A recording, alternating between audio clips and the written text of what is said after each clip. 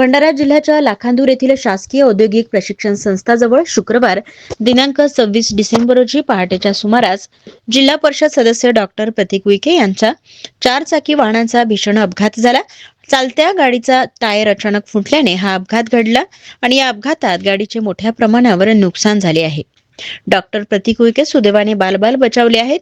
प्राप्त माहितीनुसार डॉक्टर प्रतीक उईके हे पंचायत समिती सदस्य मधुर उके यांच्यासोबत काही कामानिमित्ताने नागपूरला गेले होते आणि नागपूरवरून परत येताना डॉक्टर उईके यांनी पंचायत समिती सदस्य मधुकर उईके यांना त्यांच्या बारवा या गावी सोडून दिल्यानंतर सोनी या स्वगावी 4 चाकी वाहनाने जात होते. मात्र औद्योगिक प्रशिक्षण संस्था लाखांदूर समोर त्यांच्या XUV या 4 चाकी वाहनांचा अचानक टायर फुटला.